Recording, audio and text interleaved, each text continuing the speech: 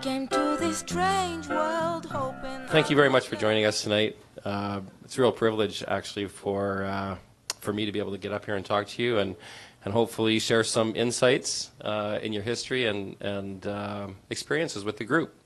So we always start way back at the beginning. So where did you grow up? Where were you born?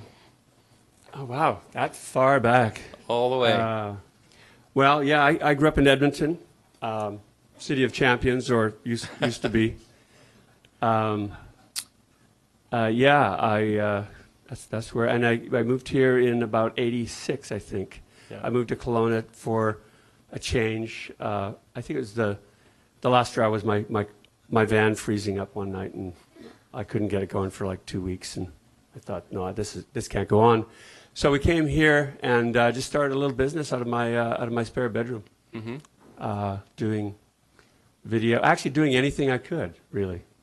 Yeah. What about brothers and sisters? Yeah, I have two brothers in Calgary, a sister in Ontario, and they're all kind of in big companies. They're all working for government or large companies. Right.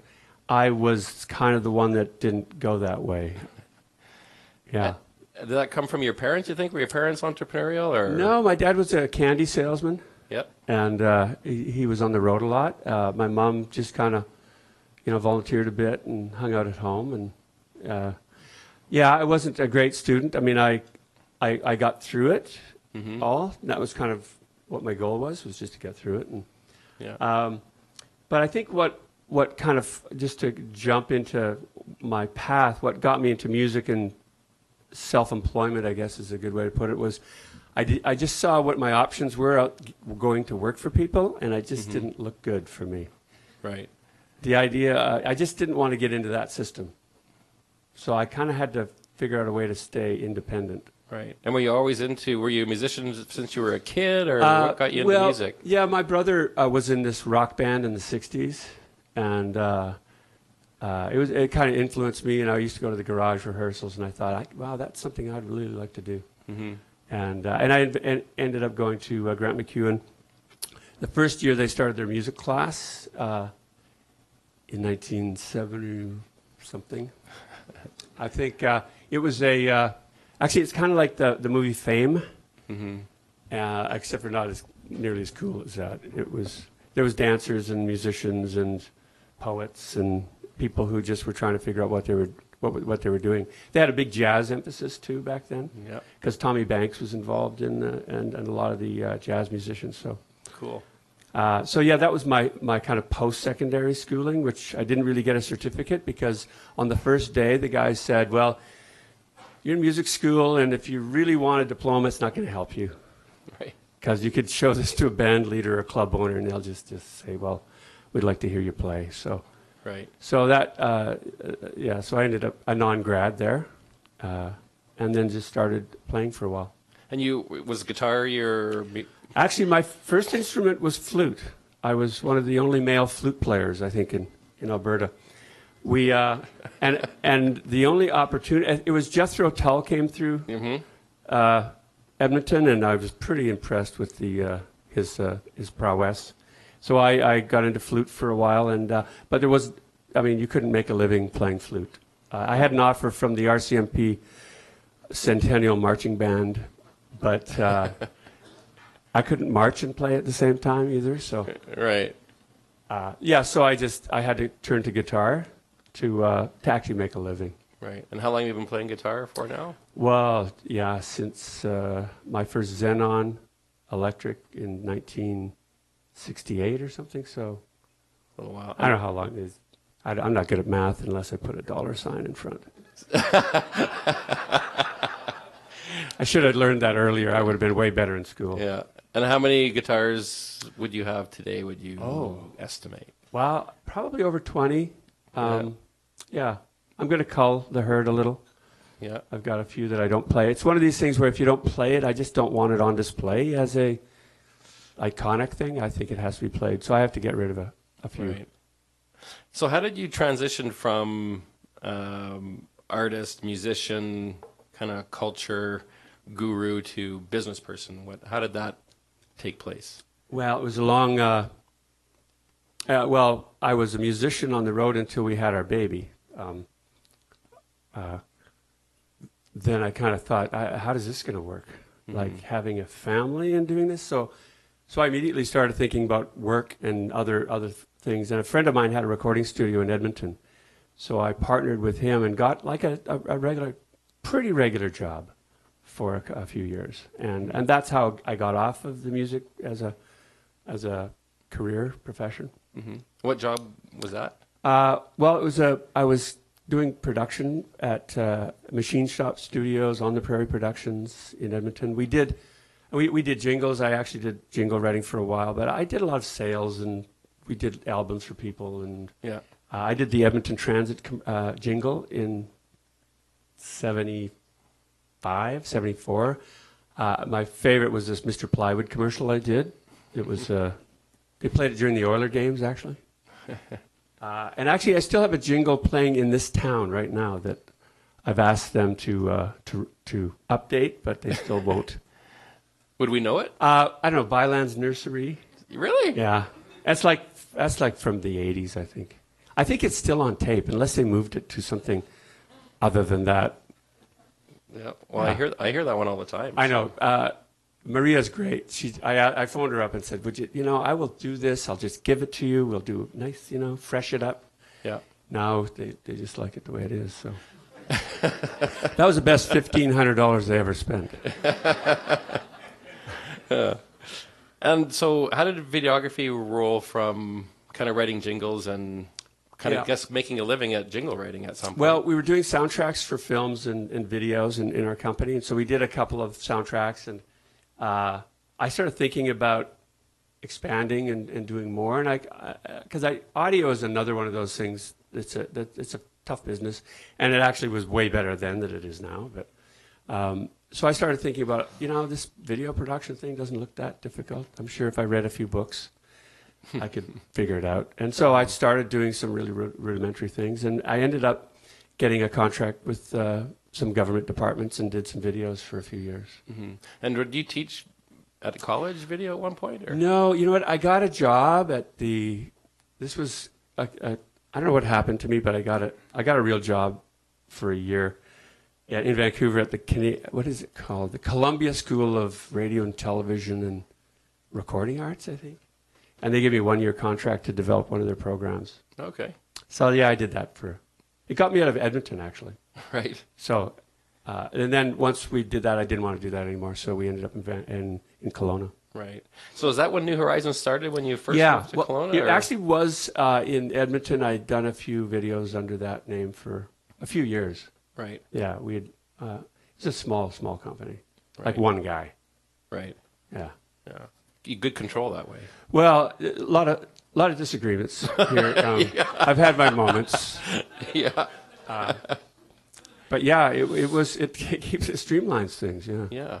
And so how did New Horizons get from a one-man operation to what was kind of the growth of that company like? Was there times when you didn't think you were going to make it, or hiring people, or you're? Yeah, well, it was.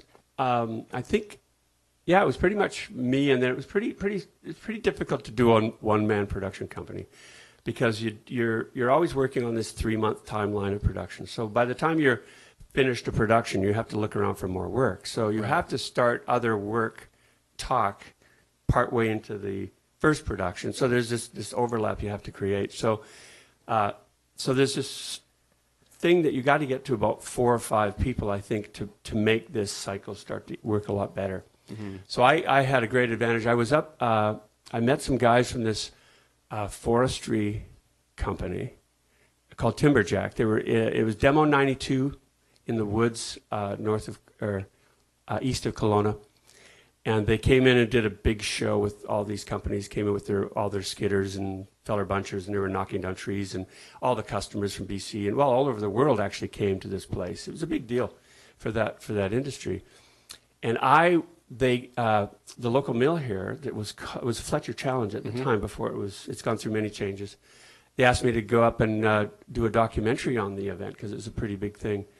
So I went up and I actually got in my kind of forestry video professional outfit, which is a radio, high-vis vest, 4x4, steel-toe boots, safety, everything I could think of wearing to look like a professional. And I met some guys up there that were in the world's biggest forest machine company called Timberjack from Helsinki. They thought that they'd just fired their video guy who had came from Toronto. He did the Blue Jays games and showed up in a Hawaiian shirt and shorts and sandals.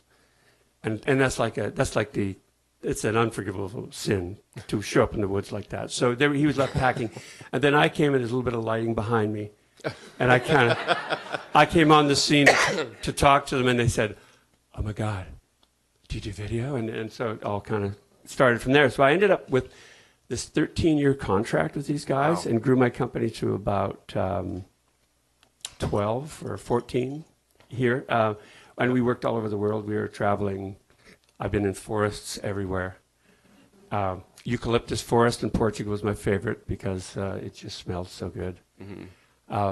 So yeah, that was the start, and that was one of those first lessons in business where, like, people were kind of saying, well, should you not, one client, 90%, is that a good idea? What if they leave? And I thought, well, it's a great opportunity. I'd hate to just say, no, I can't do any more work. I got to go find more people.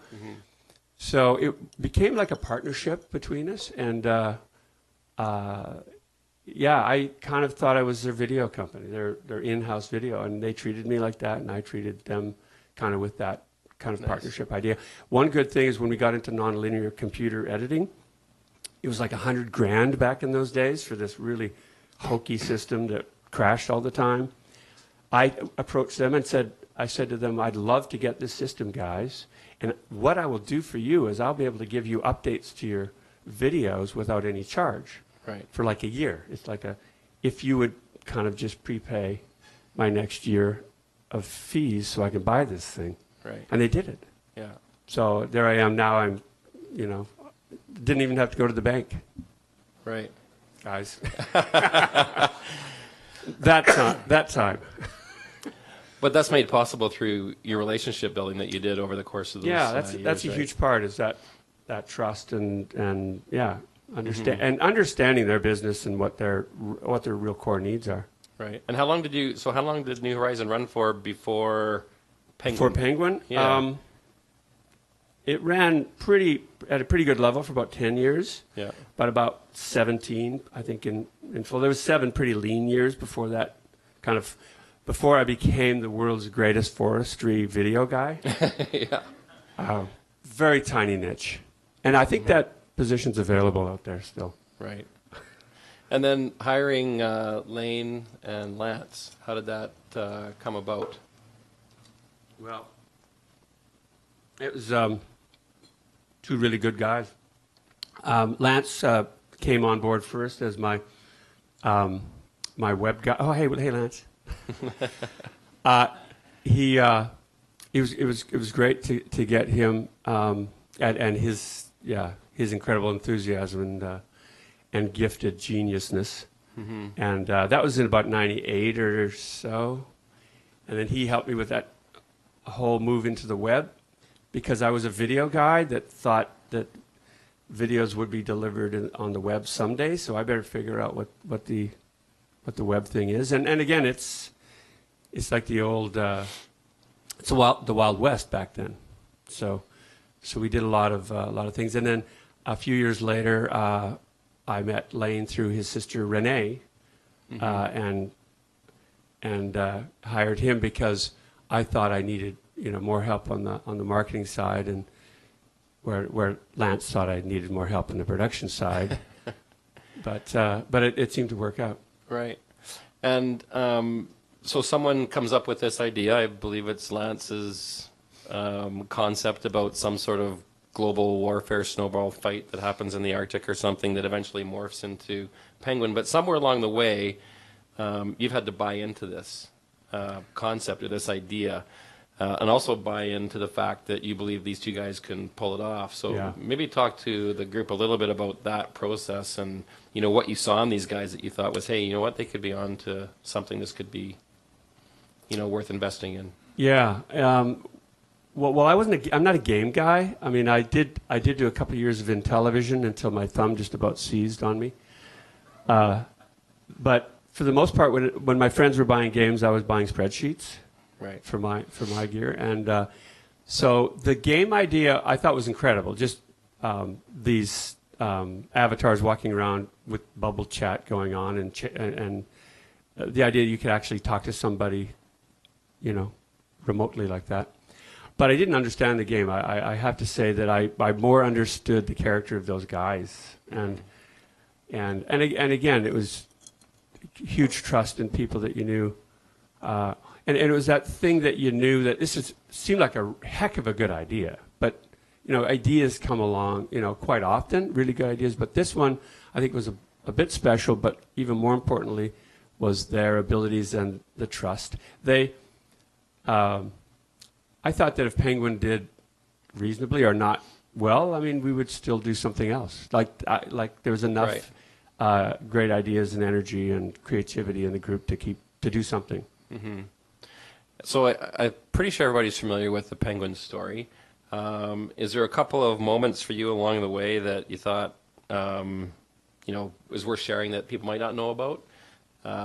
Moments for you where, whether they're life-changing moments or an experience you had along the way, or maybe it was... Well, it's hard to pick out one, specific moment. I think my moments are probably different than everybody else's moments, even, from Lance and Lane, or even from the staff, because there was so much going on. It was a surreal blur, actually, for 18 months, right, or 2 years.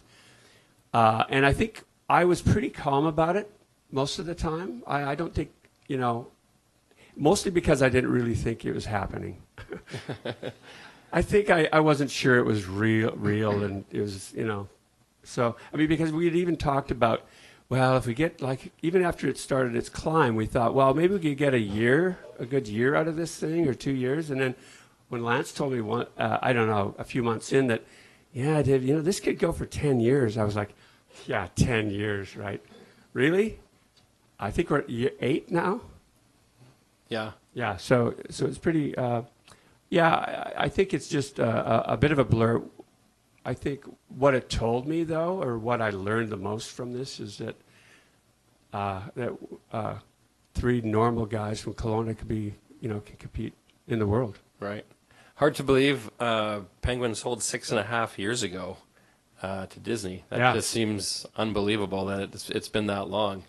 And part of the acquisition process was, you guys had a requirement that they keep operations in Kelowna, and maybe tell us why that was important for you and the team that happened. Well, for me personally, I'd been in this community for a long time, and I had 2 really big clients at one time at New Horizon. It was John Deere. The John Deere company bought Timberjack. That happened in 2000, and so the cool thing about that thing was I went along with the deal to John Deere as a supplier, as a preferred supplier. So we kept going on with that. But then Western Star was a local company here that was another client of ours, and they got sold in 2000, and they just pretty much left after the sale. And I even knew a lot of people that were affected by that. Well, especially when you think it's not very much industry in this at that time, back in 2000.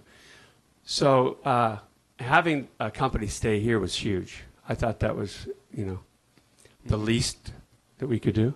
Mm-hmm. Well, I think the whole Penguin team should be commended for that decision for, multiple reasons. But the impact you guys have had in the community over the past 8 years, the economic development, the jobs that you've created, and I think that you've actually, not single-handedly, but almost single-handedly, Penguin has put the Okanagan on the map as a tech hub, and a place where you can actually grow a big, successful company. Mm-hmm. So I think we all owe these guys a big thanks for making that happen. So, yeah, that's awesome. Thanks. So we could talk a lot about Penguin, but I think most people are familiar with it, so I don't want to go on too much about that. We'll talk about what you're up to these days, but what does the name Skidder mean to you? Well, It's a machine that hauls logs out of the forest, and it's also, I hate to say, it's my penguin name. Right. So, Right. this is an odd thing for me. I have like just over 1,000 Twitter followers, and 80% of them are children.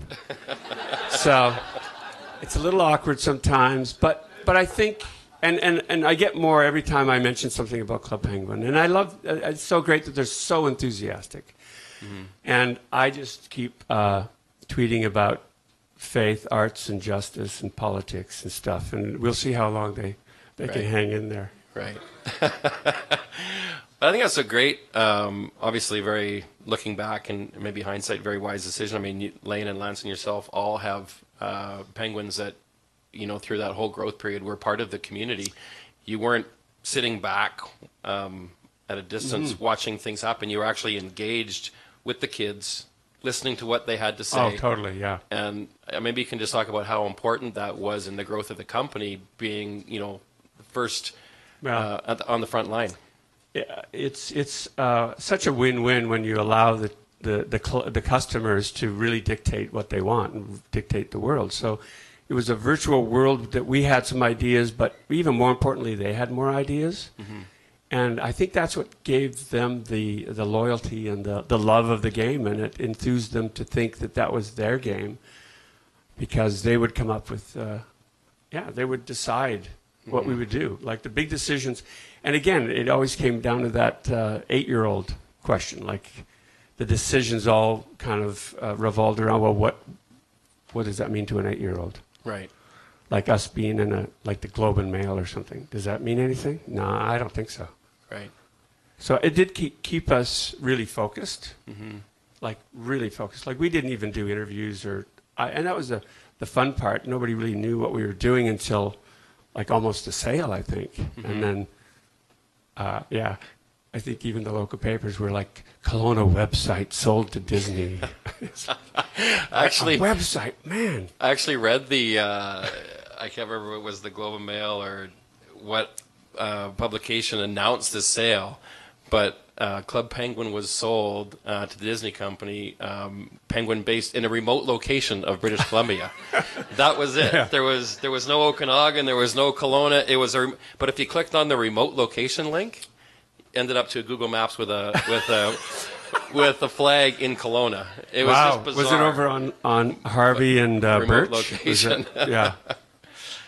That was the amazing thing that we were so focused in that idea of our customers that we didn't. It didn't make sense to go and talk about what we were doing to adults, really. Yeah, but unless they had kids. But what an impact that has made over the past few years. I was talking to Lance about this the other day. We just got back from a big gaming conference in San Francisco.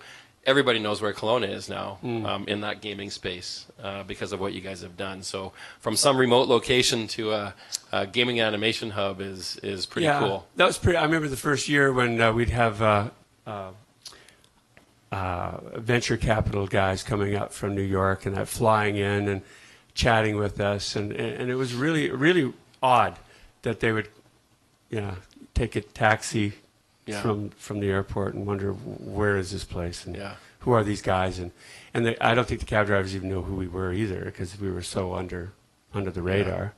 So and all they had really for us was money, but they couldn't solve our server problems, right, Lance? I mean, that's all they had was. Yeah.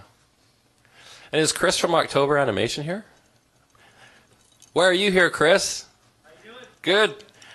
We met Chris at Metabridge in the summer. Chris and Lance are buddies in the animation space, and October does animation for some pretty big names in the industry. And one of the reasons why they're here today is because they're looking at potentially having a space here, and that's all because of what these guys have started. So it just continues to grow, which is super impressive. So thanks for being here, Chris. Good to see you.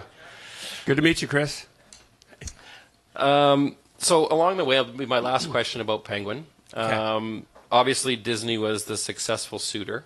Along the way, there must have been other interests from other companies, and kind of what led you guys to select Disney as the company that would acquire you guys? I think the bottom line was they agreed to all three of our terms. the location, we would run it, and the 10% to charity. Right. So talk a bit about the 10% for charity piece. We had decided early on that we would just give 10% of profits to charity. Part of this, it just was ingrained from like day one, and so we thought it was such a great idea that we didn't want to give up on that. We thought it's essential Penguin culture to do that. Mm-hmm. And I can't remember what year we started the little coins for change. It was definitely before Disney anyway. But that was part of it. Every Christmas, the Penguins could give coins that they earn all the hard work sliding and throwing snowballs and things. They would donate for and we would divide up, essentially voting on these charities that we wanted to support. And so they got involved in how we spent their money, I guess. Right. And so that having the company, they were the ones that were the most enthusiastic about supporting those three things. Right. The money was the one that was negotiable. Right. Those other things weren't. Right. So that continues today. Penguin continues to deliver 10% of as far as I know, yeah. I think, I believe they actually it's probably had a ripple effect within Disney to give more. Right. So, I think it's been really positive on that side. That's amazing. So let's talk about life after the acquisition. What are you doing these days? What are your hobbies? What keeps you busy? I know there's a list of philanthropic activities that you do, and I'll ask some specific questions, but maybe just tell us what you do most of your time today. Well, I think the theme of everything is about building some culture in our community, and much like like this place, creating space. I think that it's trying to figure out the next chapter. I have to be careful because I have a lot of ideas. Mm-hmm. So I think Lance said, you got to wait 2 weeks before you actually move on something. But that's like, I think 6 weeks now for me because, I have a lot of ideas that I could pull off. But I think somebody once said that be careful what you build because you have to serve it. Mm-hmm. So I'm being a lot more careful about what I build because not only I will have to serve it, but my family will have to serve it because they're deeply involved in the business. Right. And so we kind of hit moments of, gusting of, a lot of, heavy bandwidth, and then we have to kind of calm down a little bit. But right now we're in a bit of a good place. I don't think we're starting too many. Everybody's happy and stress levels down. So, but I know Bottega is another one that we built as a family. And that's part of my job is to get the family more involved too, because I think in my business world, it was kind of a solo thing for me. My wife definitely had a lot of input into decisions and things. But once after the sale, I realized that this is kind of a legacy issue now. It's a foundation we have to create for the future. It's businesses, good, strong, long-term businesses. And I think that's part of even my idea what success was before Penguin with New Horizon was my idea of success was being in business a long time. It wasn't any other kind of high marks or high goals. It was being around, staying in business. Mm-hmm. So I think the long term is really, and I think the older you get, the farther out you look, which is really bizarre. So it's about the long term, and it's, I think, the best way to look at things. Talk to us a bit about the Cara Support Society. That's an organization my wife and my wife more than me operates. It's a self-funded organization. We have about 15 homes in Kelowna. Well, I never know exactly. It's somewhere between 12 and 15, I think. And there are homes for women in addiction or women that are kind of trying to get their lives back on track. And we have staff that kind of help support what they're doing. And it's a really fulfilling thing. We found we saw this need or a gap in our net here, and we thought that we needed to support this area. So we, along with a lot of other organizations in this town, kind of provide that. So I think it's just as important as the business side that we do this, because it's about the quality of our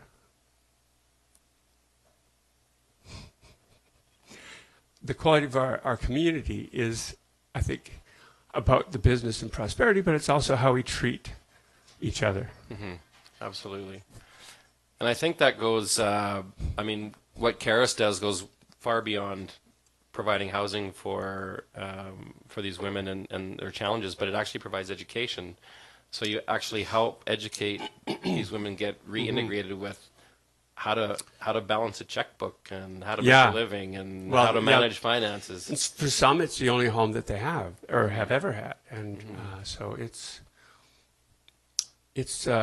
really good. We actually just got approval to build a building over here at Central Greens by City Council, so we're pretty excited about that. We're going to be able to amalgamate, aggregate, bring everybody together into one building. So that we're pretty excited about that. Right.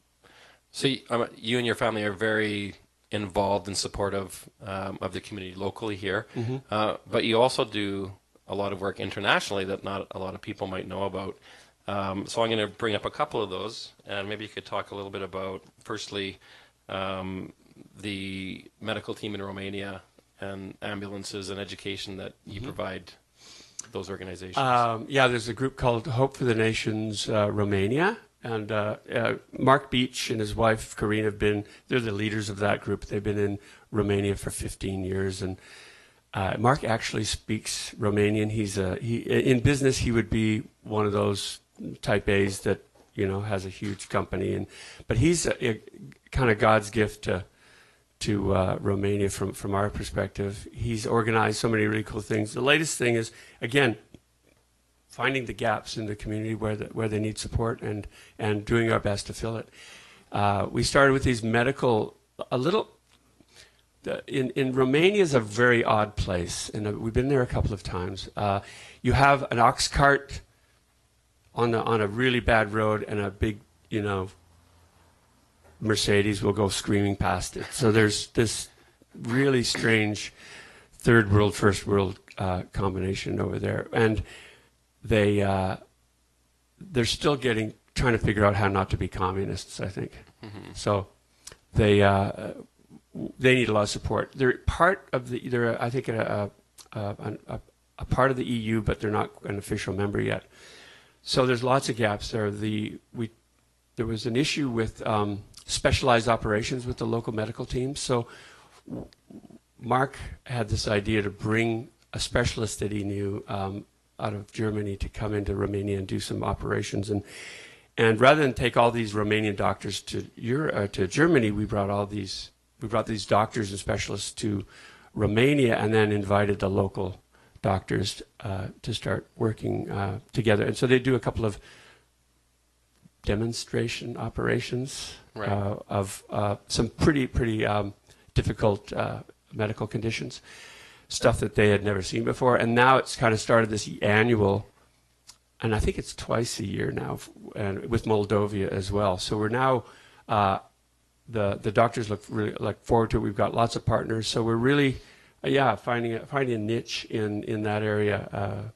There's also another program we did with, when they had these collective farms as part of the Ceausescu's regime, where you'd have these little villages attached to big tracts of land, and the people who worked the land would be in these little villages, these little farm villages.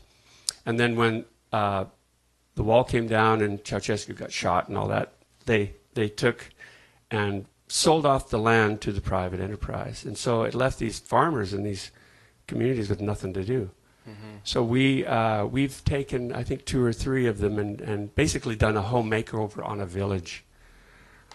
And it's about education. It's about doing schools, because they're kind of out of town. They're in the boonies, and you just don't get to see. They don't get a lot of opportunities. So that was a big thing. So Romania's. We think you've got to be local You know, I think local is really important, but there's a lot of need out there. Yeah.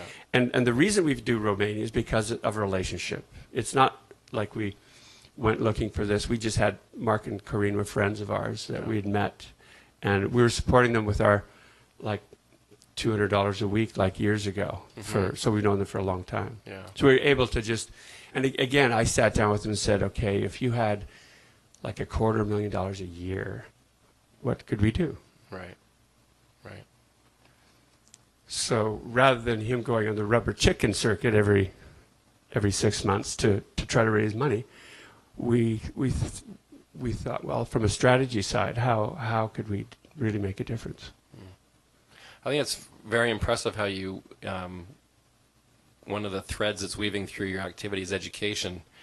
You know, you're not just a one-time, you know, providing one-time assistance in these areas. You're actually providing local education. So when these German doctors, for example, come back to Germany, these other doctors are able to carry on their work, which they wouldn't have been able to do beforehand. So I think it's very commendable that that's a big part of it. And we look at it as an investment. So, you know, the one-time things are gifts, right? Yeah. Like somebody needs a truck or somebody needs something, you know, that. But the investment side is something you have to think on a strategic level to say, how do we work ourselves out of a job? And how much is it going to take? Is it, you know, and that's even why we even created the foundation. Do we take all this money and what can we do? But we kind of know that poverty will always be with us. So I think it's about, you know, getting into a fund that will, you know, pay dividends every year. Yeah. And as you mentioned, I mean, you've been involved in this way before the exit at Disney. Yeah. So this has been a part of your life. It's not something that you started once you had that success. This has been part of who you are for a very long time. Yeah, we'd have one child on our fridge back in the old days, but now we have, like, you know, figuratively, far more. So yeah, it's the same. I think the trajectory is the same. I think we're just doing a little bit. You know, we're continuing what we do, and yeah, maybe the investment's the same. I think in dollars. I don't know. Yeah, awesome. So you provided Disney dollars. Yeah, you provided some support for the Haitians during the. Oh wow! Yeah, the earthquake. Yeah, so maybe talk to a little bit about how that came to be and what I know you provided access to your plane. Yeah, and we sent all our kinds of airplane stuff, down there so- for 2 weeks. Yeah. Yeah. That's yeah. It's a big story there, but I think the thing is, it was you know, totally unplanned, and yeah, it did good things. Yeah. I mean, the cost of running an airplane, I mean, it's got nothing to do with the money. But the fact that you were able to do it and you did it. Yeah. And provided basically nonstop access to fly in supplies into that country for weeks is incredible. We just had to explain to our charter customers that we wouldn't see the plane for a little while. It's not going to be here. So we're going to turn it over to the audience in a couple minutes. I got a couple other questions. We'd like to keep this part to about an hour, and we're just about there. But talk to us about the castle in Germany and how that came to be. First of all, it's a starter castle. Right. Okay. There's no moat and only one tower. It was again, it was a deal. It was in receivership, and it's through relationship. We have a bunch of friends in Dresden who are in the arts and music but a social enterprise. And they were looking at this place, and they were over here doing a worship school at a friend of ours that was running, and we got to meet them. And my wife is German. Her father was born in Germany, and we've been traveling there quite a bit for the last 20 years. So we thought we'd like to do something there, and we weren't quite sure, but this was a great opportunity to do something else. And so we bought this thing that was a hotel. I mean, a castle is kind of the direct translation. It's really a big manor house that was built in 1599. So we had to redo the heating. But it's you know, we got a little bit into it now. We've got a great community. We have a recording studio there. We have a lot of interaction with the community. It's a great place to go and visit. And yeah, it's kind of like what we're doing here. It's that you know, culture building space for people to do creative and great things. So it's, yeah, and it's Germany. Yeah, that's cool. So I always like to ask this question. There's a lot of entrepreneurs in the room. You know, one piece of advice, if you could look back over, you know, your art background and your business background and your philanthropic background, what kind of advice, or what one piece of advice would you give to entrepreneurs starting out these days? Yeah, I really think building for the long term is a really important thing, because I think you build really strongly, and I know with startups there's a culture of building quick and selling, and the ideas of let's get in, get out, and you know, take our profits. But I don't think even Penguin, if we actually were building that to sell it, we wouldn't have done nearly as good a job. When you're building something that you know you're going to have, is going to be part of you for a long time, I think you build it better. And I think if as entrepreneurs don't look at the long term, if you think if it's just a 2-year window or a 5-year window or a 10-year window even, it kind of puts some time pressure on you that I don't think you need. I think my thing all along was let's just stay alive. Let's stay here. Let's be around. And I think that's how Penguin happened, is we were around long enough that having an established company was really good for us, because we had kind of a bricks and mortar clients, cash flow, and we built this thing on the side that was quite, you know, expensive, but it was still, we could have survived it crashing, I think, you know. I have no doubt we would have. But I think the long term is really important. Fear is another thing I think you've got to be aware of. I think fear can make you do some stupid things. It's a little bit of fear is always good, you know. If you don't have any fear, you're not really human. So you got to have some fear. But when it handcuffs you, I think it's bad. Just like my story, when I love sailing, so when I started sailing, the first lesson for sailors, you spend the whole hour tipping your boat over and getting wet. So you get rid of that fear of tipping your boat over, which we're going to do at some point.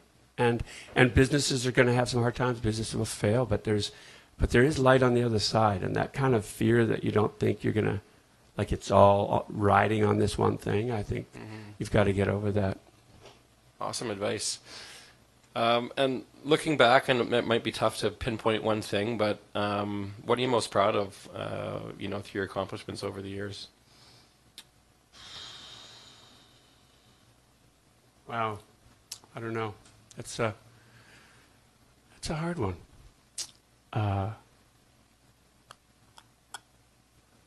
Yeah, you did surprise me with that one. I have no idea. I'm proud of just everybody that I've worked with, and how well, just the amazing people that I've been able to work with, the amazing family that I have. So I'm mostly proud of the relationships, I think, that you cobble together. And yeah, you never know what you're going to get, but I think when you work on the relationship side, I think that's the key to making this work. Whether you're successful or you're not, or you struggle, or it works. It's like a magnifying glass anyway. Your relationship will come under strain through any of this. Yeah, I mean, the marriage, all that stuff goes through incredible strains. Absolutely. Well, thanks for sharing all that. Counseling's always good, by the way. I love counseling because you get to talk about yourself. And you don't have to say, and so how are you? That's the thing I look for. It's good advice. So we're going to, I think Fiona's got a microphone there. We're going to turn the questions over to you guys. Hopefully you've got some interesting tidbits to add to the conversation, and we'll open it up. Thank you.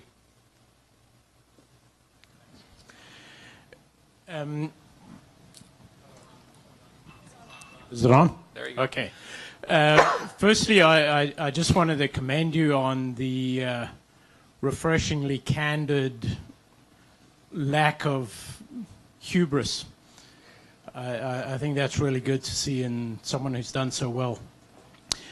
Secondly, I was really interested to know how you went through the negotiation process with Disney. And if you're at liberty to disclose it, kind of where you started, where you ended up, what advice you can give people about how to value a company like Club Penguin. Well, and thank you for those remarks. The valuation was really, we hired a great group, Montgomery and Associates. They're investment bankers out of Santa Monica, and they did the valuation based on our numbers, and they looked under the hood and checked everything out, and so they kind of came up with their evaluation of what they thought, and then it was really up to the companies to come up with what they think you're worth. So we didn't really worry too much about that, or we had no control over that. That's pretty much, it's worth what it's worth. I think that's how that went. We were more, with those non-negotiables were more important to us because we still thought that this was our baby, so we didn't want it, without any strings attached going to somebody. Even though we thought, that Disney was a good mix from the value side and but we let most of the lawyer guys and worry about the details. I mean, the agreement is like, I don't know, it's like a book this big, and we signed papers for like a day. It's like huge. So there's no way. Well, nobody wanted to read that whole thing except Lance. And it's like one of those, like, Lance, we can't read this stuff. Just sign it. Let's go. Come on. So I think the details were all, I mean, they had to work out that. We kept out of that. But it's just what we were comfortable in the day. And I think it's a lot easier when you don't have to sell. Like, we didn't actually have to sell. We were really doing well. And we thought, though, to grow the company where it could go, that's why we should sell it. And the other thing that was really good is we were structured really well. We had 3 partners who were absolutely equal. And so there's no 2 against 1. And we would decide by consensus. So that meant that I would hold myself back when I would think, oh, these guys are really good, we should go with them. Because I thought, well, that's not up to me. It's up to us. So I think that helped us from getting too crazy too. Or, I think it was a lot easier. So we carried the load together, I think. Okay. This would be me right here. Just wondering, of the 3 conditions you guys had with all the companies that you went through to find that one gem that's going to take over the company, which were the hardest of 3 for those companies to accept? Well, the 10%, because they're public companies, right? So they have to go to their shareholders and say, well, we're giving profit away, right? So I think if it was a private company, it probably would have been easier, but I think some of them had some really good ideas about that, because they thought, well, we never had a marketing budget, right? I don't think we never did. Well, while I was there, we never had a marketing budget. So, which was really cool that we weren't. I grew up in a time in the world where there was a lot of overpromise and underdeliver. I mean, that's what marketing was. My brother and I bought a tank from the back of a comic book for like, I don't know, $29, which in like 1960 something is like a huge amount of money.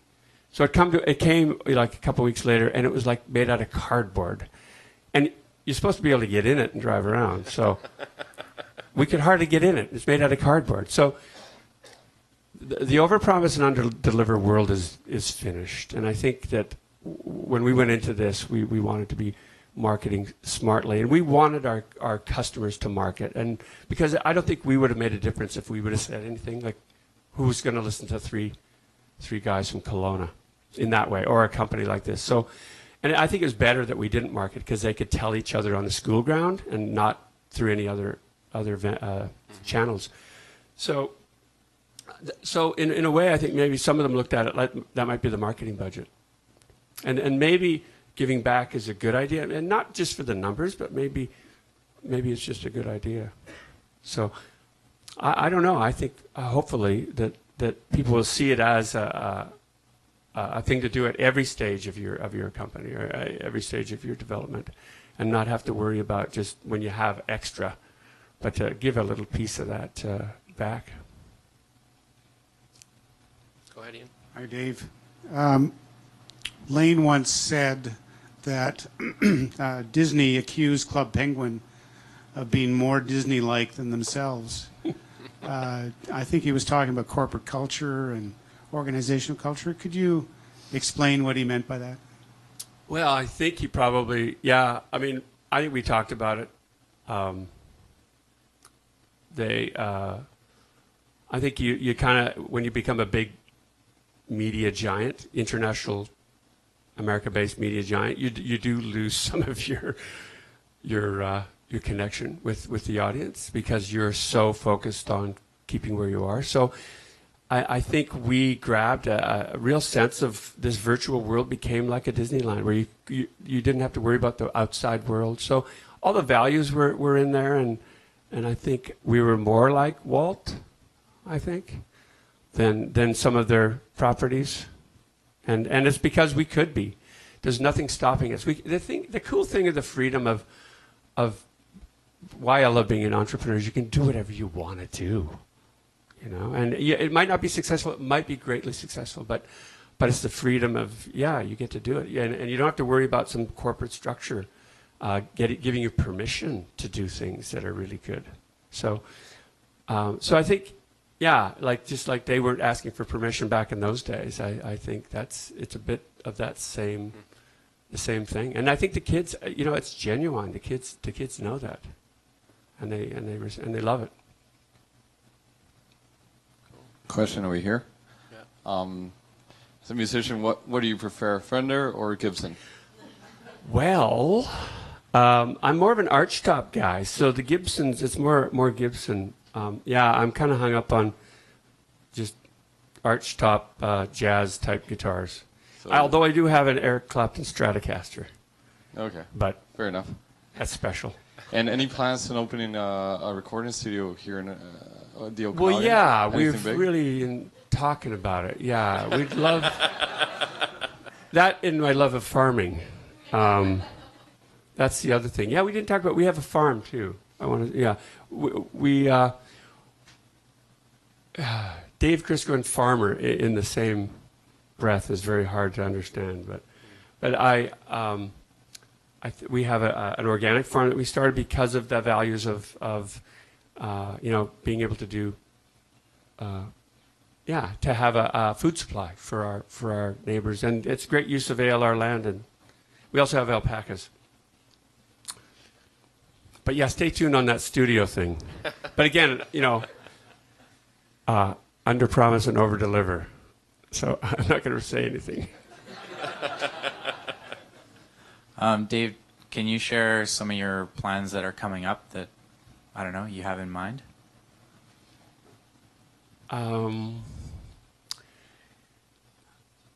Well, this week I was hoping to winterize my boat down on the lake.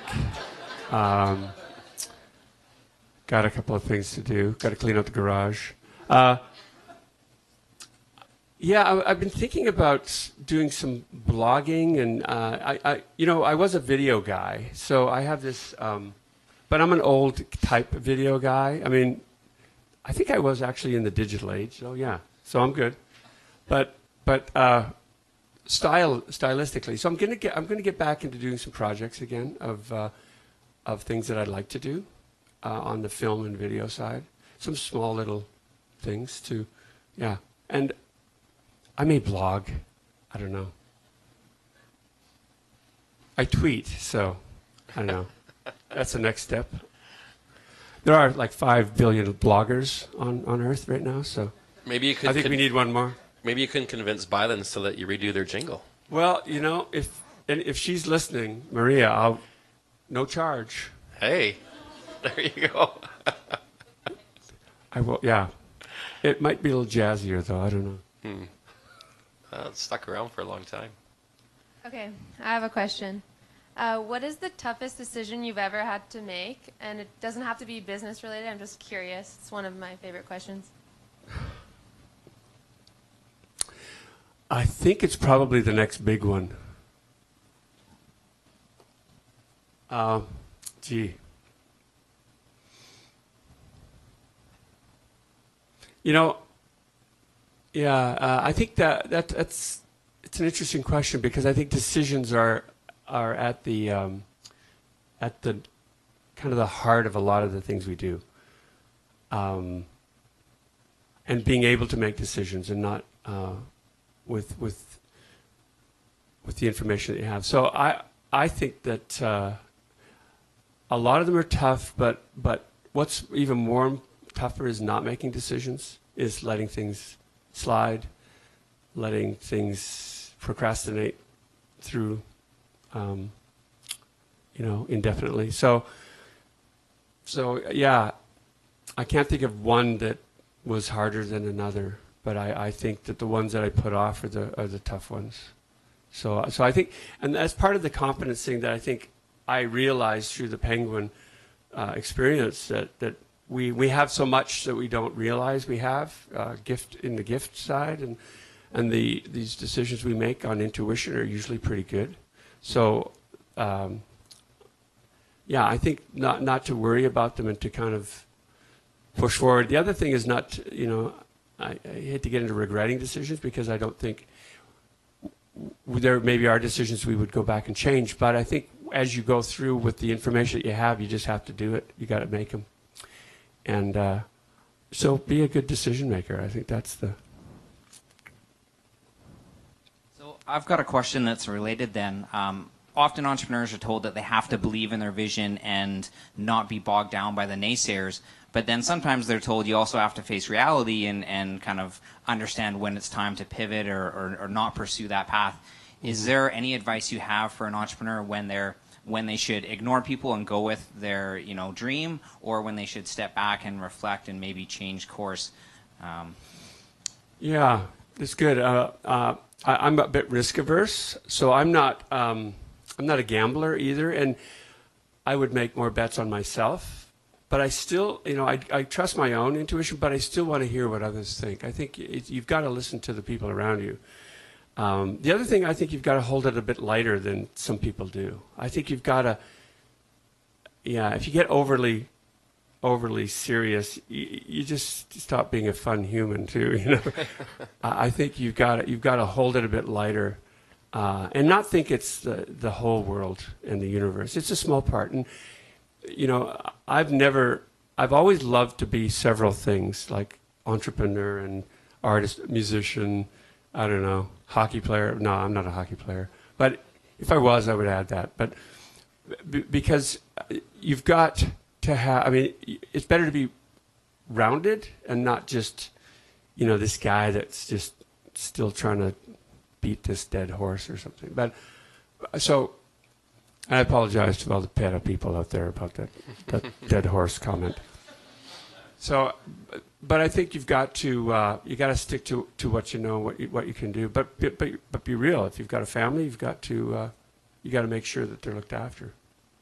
So, yeah. Other questions? Yep. Yeah, you were saying how you have to recognize the fear and know it's there. And in your career, those times that you've had fear and self-doubt, overwhelming fear and self-doubt, what did you have to tell yourself to get through those points, those low points? Yeah, I had a fear, and I, just to go back to my video days, I think I've produced and recorded about 300 corporate videos. And I think in every one of those videos, whenever I'm driving to the client's office, I think the video is horrible. I have this idea that this is the worst thing I've ever done, and I'm not worthy. and I don't know, but I got to recognize that after a while. Like after about 100, I go, geez, this is kind of a pattern, isn't it? Because every time they loved it, I mean, or liked it a lot. I don't know if they loved it, but so I always had this idea that I know this is coming. I know this, the doubt is going to be here. It's like, yeah, it's about 10 minutes. So once you know yourself, you can kind of get around it. Then you know, oh, that's just, it's that voice. If you've ever, there's a good book called The War of Art that's great because entrepreneurs are creative people. I got to tell you this because I struggle with the idea of being, like I was an artist, I'm a creative guy. I'm not a business guy. I kind of struggled with that for a long time until I realized it's one of the most creative endeavors that anybody does. You take this idea and you make it something. You make it a business. You hire people, you go for lunch. I mean, it's a great endeavor. So when you recognize that, you have to, knowing yourself is really important, and how you would react, and knowing if this fear is like legit fear, or if it's that, from the War of Art, the guy talks about this thing inside that doesn't want you to succeed. It's this thing that, and I kind of believe him, that there's something self-destructive in us that just keeps saying, oh, no, you're nothing. You can't do this. But I think it's how to push through those kind of places, and recognizing that really helps.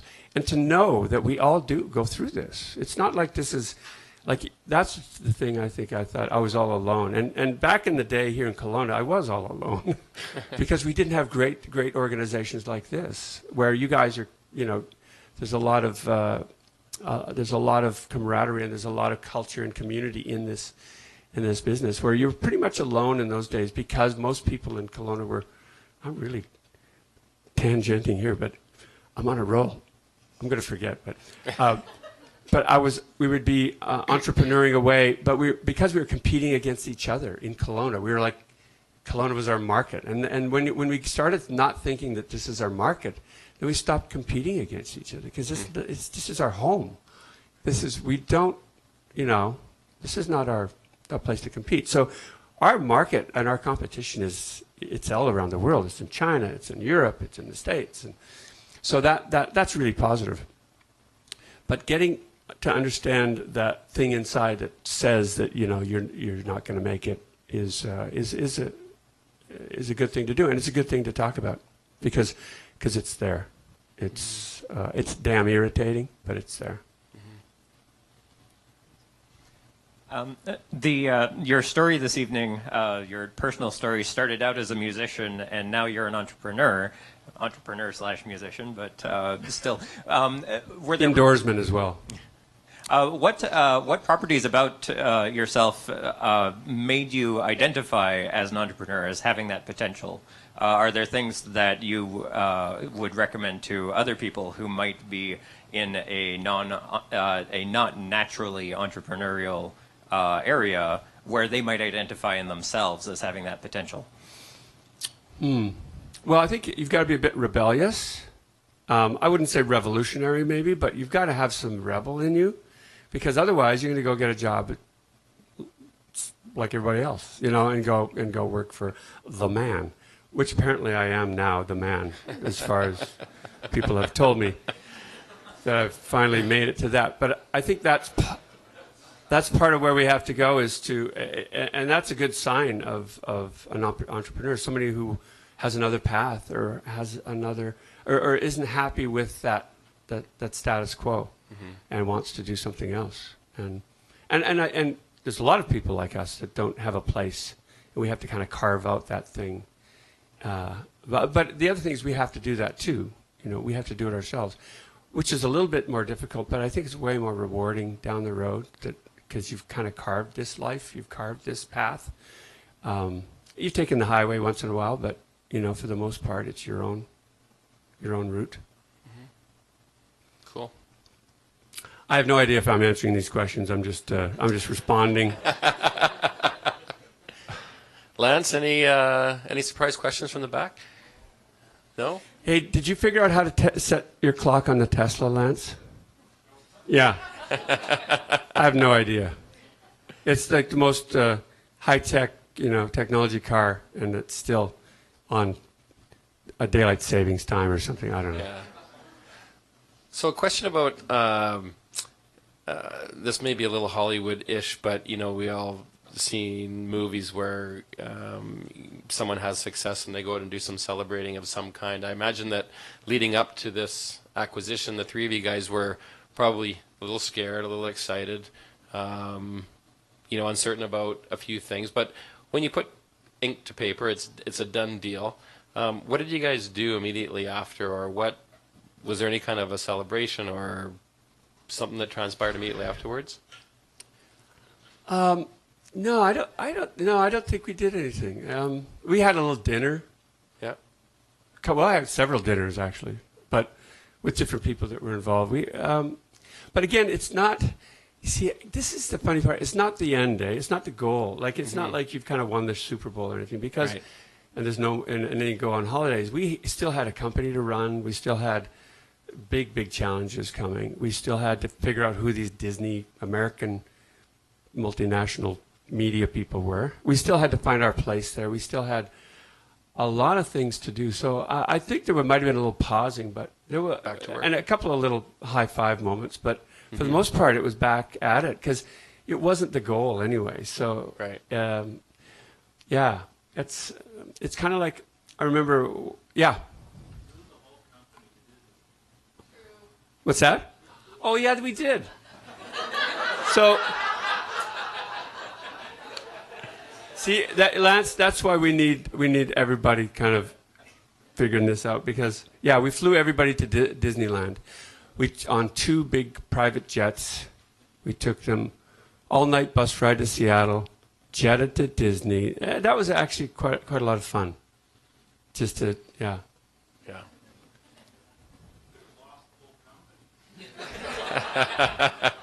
Well, the screens were blue, I guess. I don't know what was going on. Yeah. We left half to mind the store. We went in 2 pieces. Yeah. Yeah. I guess that was about it. But I don't think yeah. Did you go anywhere? No. No. We live in dreamland here, though. Yeah. Well, on behalf of the Okanagan technology community, thank you for doing this, Dave. Want to just congratulate you on your success and your current and future endeavors. It's very impressive, and we're very fortunate to have you in this community. So thank you very much for doing it, and we'll hang around for a few minutes, and you guys can ask a few questions if you didn't feel like asking them on the microphone. So thank you very much. Thank you, guys. Thanks a lot.